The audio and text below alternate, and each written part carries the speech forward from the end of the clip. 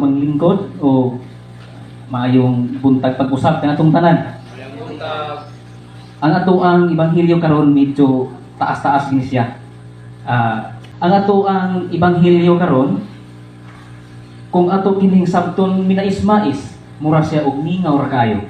Apan kini nga hitabo sa mga ibanghilyo kung diri pa ni sa ato ang katilingban perting gubuta.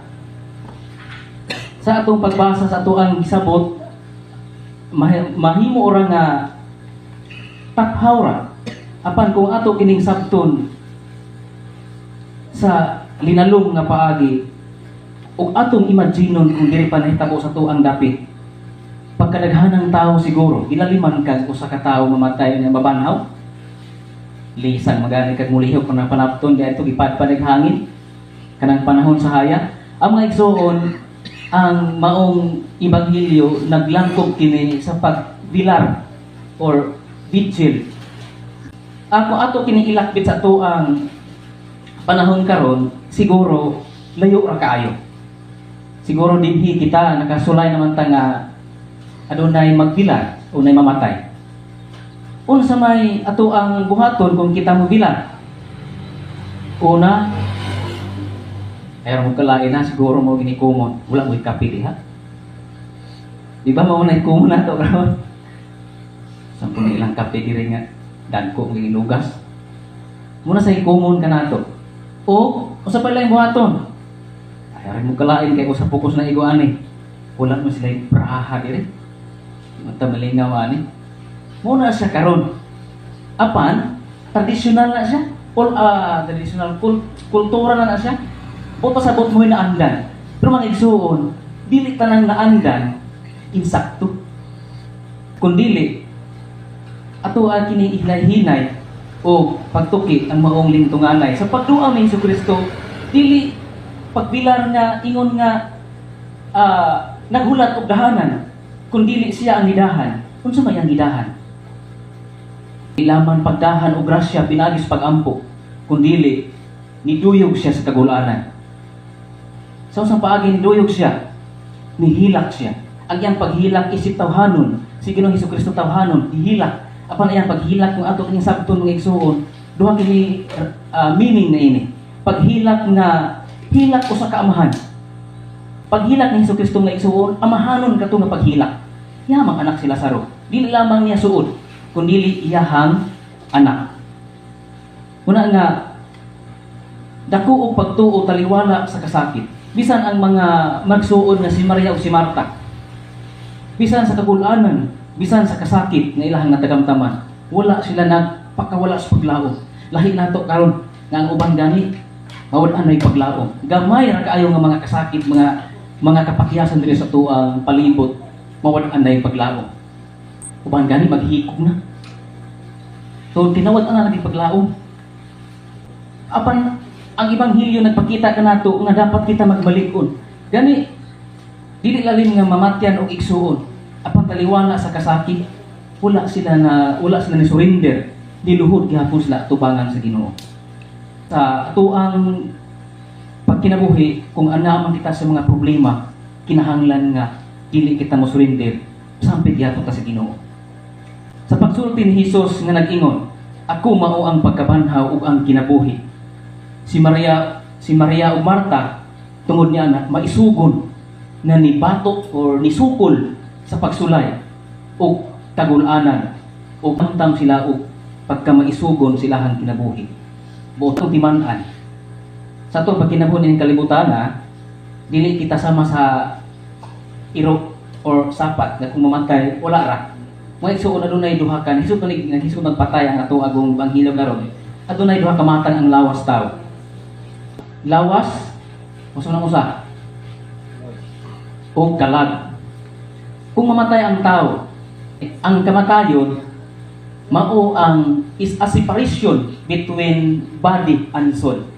Ang body madugta ra, ang soul, ang kalag maoy magpabiling hangtod sa kahangturan. Buot pasabot, ang kamatayon may katapusan sa madugta nga kinabuhi. O ang kamatayon may sinugdanan sa kinabuhi walay katapusan. Munang naingon si Kristo nga siya ang pagkabanhaw ug ang kinabuhi. Ano na yung sa istorya? Taliwala sa kasakit nga niaguman sa tuang mga sa duha ka managsuon nga si Maria. Sama kita sa usa ka sama kita sa itong pagkinabuhi sa kalibutan, sama kita nga nagsakay sa barko na itayog sa mga balod. Sa pagtayog sa mga balod, ikaw nga nagsakay, wala kay experience tungod kay dili man ka seaman, dili man ka graduate of nautical, sugod pasabot marator ka.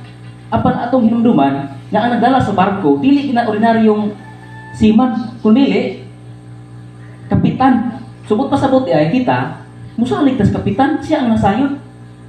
Tungod diyan na bisan mag-unsa pa nagtayog-tayog ang barko, dili gayud kita mo ambak. Kay kung mo ambak ta, mahimo nga mamiligro hinuon kita. Nung ka musalig na lang ka sa kapitan, kay siya man ang nasayod, siya man ang nag-study unsaon na pagpaagi, pagsikot-sikot ang mga dagkong balod. Ingon ana atong kinabuhi, panahon ang simbahan usa kini ka barko. Nga bisan unsa gani kadagkong problema dili kita mo ambak. But pasabot dili kita pagkawala sa paglaom, pinaagi sa simbahan. Tuguti ko sa paghatag og gamay nga katisismo. Kining simbahan usa kini ka ato ang sakyanan padulong sa kaluwasan. Unsa ka importante ang pagsimba? Sa daang tugon giingon dito diha sa Exodo 26 bersikulo 1. Paghimog tulda nga tag-uanan. Unsa man ni tulda? Kani adto tulda. Tulda which is refers to church pagkakaron. Sa ato pa, ang paghimo ng simbahan dili ni mugna sa pare lamang. Dili mugna lamang sa mga minister nga dapat magtubo ng simbahan. Biblikan hon gini. Diha sa kanong kinahanglan man tang mo adto sa tulda o kung church nga mao tagbuanan. Ato nang mabasa diha sa Exodo 25 bersikulo 21 hangtod 22. Nag-ingon ang Ginoo, isulod sa sulanan ang duha ka papan nga bato ug tabuni ang sulanan, makikita ako kaninyo dito sa tunga-tunga sa duha ka kirubin nga naa sa ibabaw sa sulanan. Ihatag ko kanimo ang tanan kong mga sugo ug ang grasya adto ipadagaya. Unsa man ni kirubin? Kirubin mga igsoon is an image of angel. Tanan sa nagrepresentar sa balaan kaayo. Ang Ginoo di ay ana sa mo taliwala sa mga balaan. Ana siya mo, una importante kay pagsimba. Kay ana siya mo, ana na ipadagaya ang grasya sa sunod sa simbahan. Una nga, di na ka-importante ang pagsimba. Una ka nang moingon nga, okay naman kung mag-ampo ra, dili na mo simba. Kay kung marasa kung musimba ta, makasala raman gihapon ta, inigawas nato, makapangmaritis raman gihapon ta, makapanglipak raman gihapon ta, that's a common. Pero ang mga igsuon atong giban-an nga ang grasya sa pag-ampo dili man sa pag-ampo. Mao siya, usa man sa kadayalogo between nimo ug sa Ginoo. Dili sa sayo, kundi maayo kaayo. Apon aduna pay mas labing maayo ang pagsimba. Labing maayo. Tungod kay diha sa pagsimba, mudawat ka sa pan o sa pan nga buhi. Giingon diha sa Juan 6:51. Tugot ra ko sa paghatag ng mga bersikulo, kasi matingala mo nga sa maning hambugiro man ni kaayo nga taghatag mga bersikulo. Kaming mga evangelizer or Catholic faith defender nga kanang defend sa atong simbahan. Nabatasan naman paghatag mga bersikulo. Lahit sa pare. Ano man, ang pare nung hindi na matag bersikulo ano man. Kilod dyan man sila. Katuuhan man sila kay pare man. Unang kami muhatag ni bersikulo kay basit di mo motoo. Kay ordinaryo man ni. Unang muhatag ni bersikulo as approved. Nga mong gisulti dili kini bakak. Dili, giingon diri nga Levitico 19 bersikulo 30. Nag-ingon diri tahuran ninyo ang akong dapit nga balaan. Unsa man dapit nga balaan? Ang simbahan mo niyang balaan. Ipatahod diyan.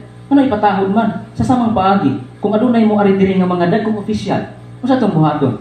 Iko ra batang ulanta o kulo katawa? Dili, mangayo kag katahuran bud pasabot special.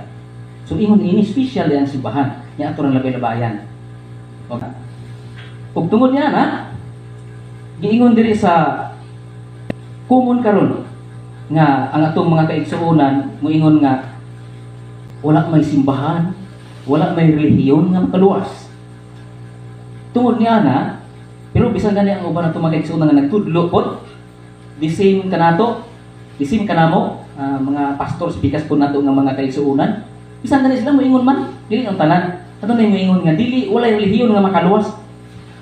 Kung ako ron usa ka membro, amo ni adi ay muuli na lang dai kung usa ka kusalanan dai ining simbahan. Relihiyon from the Latin word religare, to connect, which means is a relationship between you and God. So, a religion. Sa ito pa, kung wala yung relihiyong makaluwas, ang imong hadayang pag-ampo sa Ginoo, dili tayo makaluwas. Ang imong pag-ampo, pakigrelasyon sa Ginoo, that's a religion. Through the religion. Gani, ana magani si Jesucristo nga, ibabaw ni ining bato, pagkatukoron ko ang akong simbahan. Sumala sa sulat ni San Pablo, ang simbahan, which is called religion. So, dili, ayaw mo tuuan na nga wala relihiyong makaluwas. Kaya ako rin membro, awad ang membro ni kini nga ministro kay mingon masaway man relihiyong makaluwas, magampo na lang ko sa mga suna ay relihiyong makaluwas. Atong timan-an mga igsuon, adunay two causes of salvation. Duha ka klase nga kaluwasan. Una, instrumental cause of salvation. Adunay instrumento sa kaluwasan. Ang pagsimba, ang makatawhan nga nagwali, instrumento sila sa kaluwasan. Adunay principal cause of salvation. Sintro, kinsa man ang Ginoo. So naa di ay instrumental na ako'y principal, sintro gyud nga mao ang muluwas nga mao ang Ginoo. Ya, moingon sila nga walay relihiyong makaluwas. Gani diha sa sulat ni San Pablo, unang Timoteo 3:15. Ato ningon siya, apan kun malangan ako kining sulata, mao'y magtudlo kanimo kun unsaon nato sa pagkinabuhi diha sa balay sa Dios. Kanang balaya mao ang simbahan sa buhi nga Dios, ang haligi ug ang sukaranan sa kamatuoran. So kini des haligi ug sukaranan sa kamatuoran. Unsa man ang kamatuoran? Juan 8:32, take note mo an, singit mag-take note atong makaigsuonan. Juan 8:32, ang kamatuoran naghatag kanato sa kagawasan. Kung ano na tay kagawasan, mo pasabot ano nay kaluwasan. So ano adi ay simbahan nga makaluwas. Kung ilang simbahan dili makaluwas, ay ayaw mo pangangin. Kaya kanya mo ang simbahan makaluwas ni. Kung moingon mo wala simbahan makaluwas, ayaw mo pangangin. Kaya kanya inyong hadili, amo ang makaluwas ni. So klaro kayo, ngano man. Diya sa Efesios 5:23, kay ang bana mao ang ulo sa iyang asawa. Ingon nga si Kristo mao'y ulo sa simbahan. O si Kristo mismo mao ang manluluwas sa simbahan, nga mao ang iyang lawas. Wag pasabot di ay, kung mabulag ka sa simbahan, unsa ang pagluwas kanimo? Sa samang paagi, ang imong pagbulag sa simbahan, sama ra nga nabulag ka sa lawas ni Kristo. Yagi ingon dire, siya ang manluluwas sa iyang lawas ng mga simbahan. Kung wala ka sa simbahan, asa man ang imong kaluwasan. Mga igsuon, ato ang hinuktukan, ang ato ang ebanghelyo nga diin nagtug-an kini nga adunay yoy simbahan nga diin agianan sa kaluwasan. Amen.